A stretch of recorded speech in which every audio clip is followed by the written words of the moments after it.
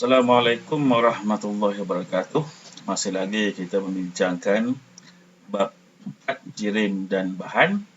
Kali ini kita bincangkan mengenai subtopik 4.6 iaitu logam dan bukan logam. Okey, sekarang kita tengok senarai kegunaan logam dan bukan logam. Jadi unsurnya yang pertama unsur logam. Contohnya di sini kita ada besi digunakan untuk membuat jambatan dan membuat kereta. Kemudian kita ada perak dan juga emas digunakan sebagai barang kemas. Kupram atau tembaga untuk membuat wayar dan pendawaian elektrik.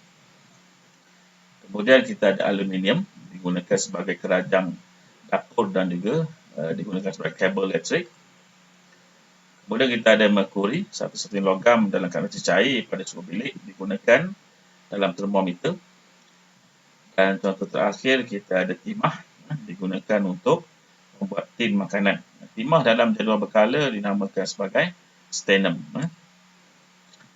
Manakala untuk bukan logam pula, kita ada yang pertama oksigen. Oksigen adalah gas, molekul, diperlukan untuk keperluan benda hidup. Semua benda hidup perlu kepada oksigen.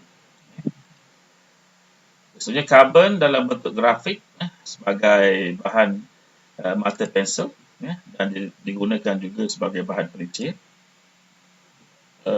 dan digunakan juga sebagai elektrod pelincir elektrod.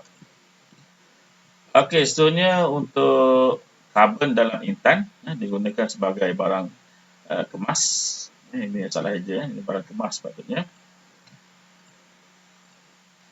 Kemudian klorin digunakan sebagai ejen peluntur dalam larutan peluntur.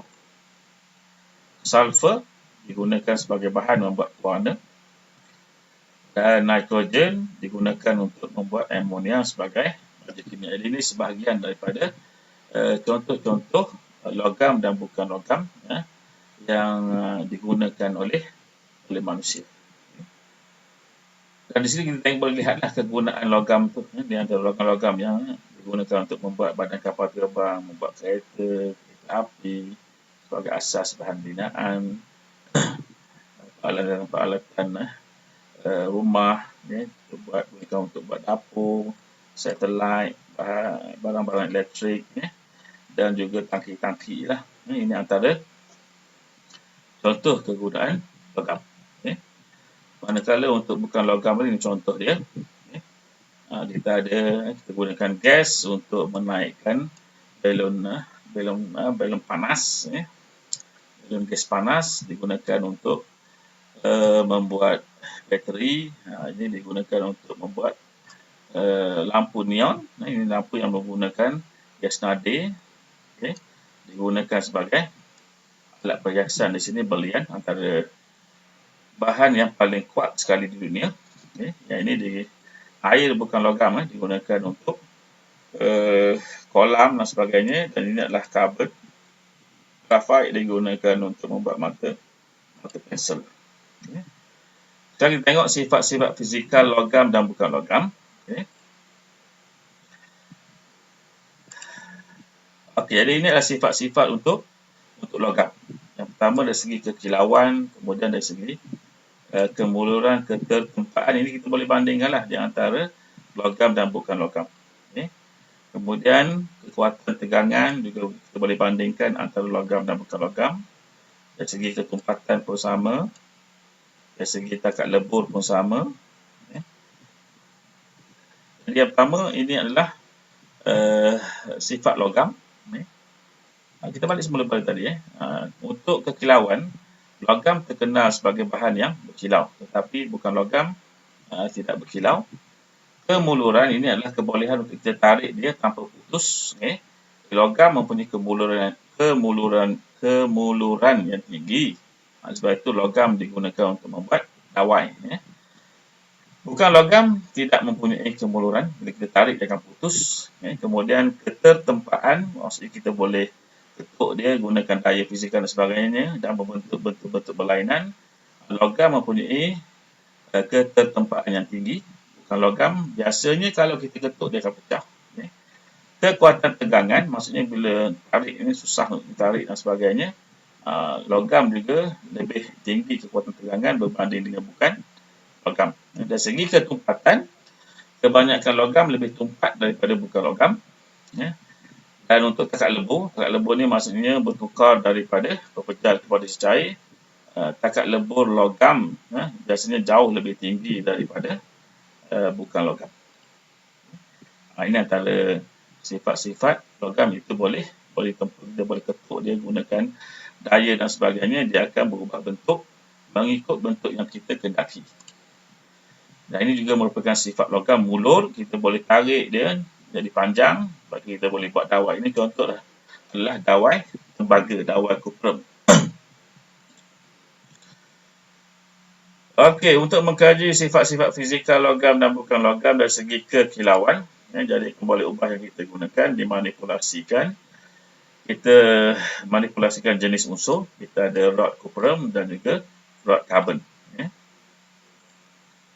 Bergerak balas kita akan lihat pada permukaan dua unsur tersebut.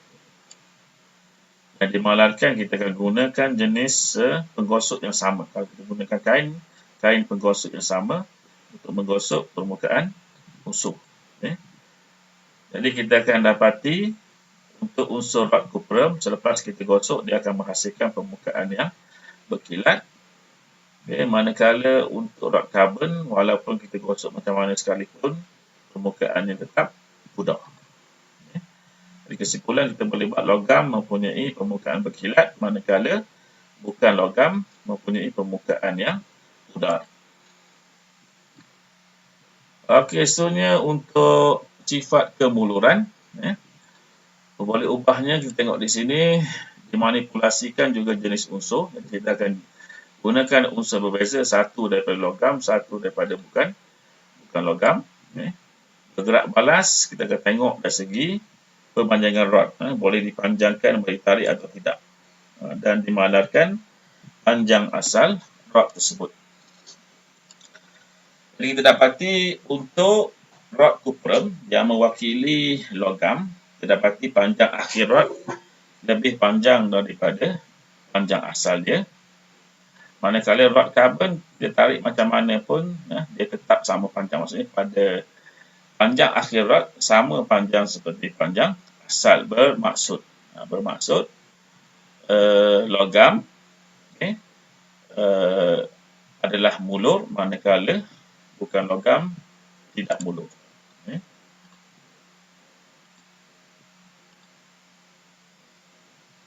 Logam boleh dimulurkan, manakala bukan logam tidak boleh dimulurkan. Seterusnya pada sifat ketertempaan, boleh ubahnya jadi manipulasikan masih lagi jenis unsur logam atau bukan logam. Bergerak balas, kebolehan untuk ditempa. Dimalarkan adalah ketebalan dawai. Jadi kita gunakan yang pertama, dawai kuprum untuk mewakili logam, dan kita dapati boleh ditempa.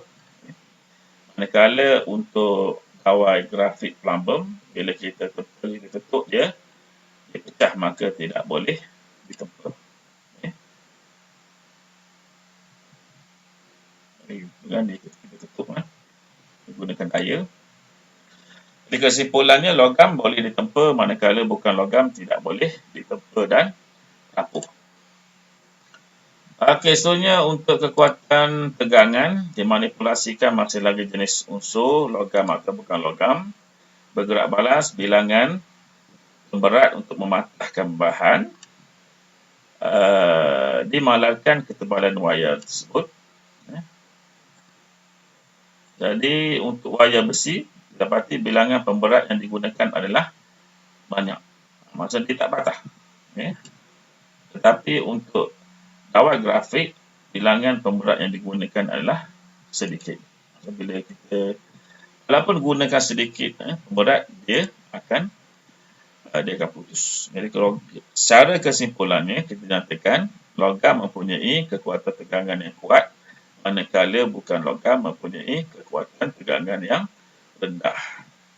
Jadi kita berhenti di sini dulu untuk subtopik ini. Assalamualaikum warahmatullahi wabarakatuh.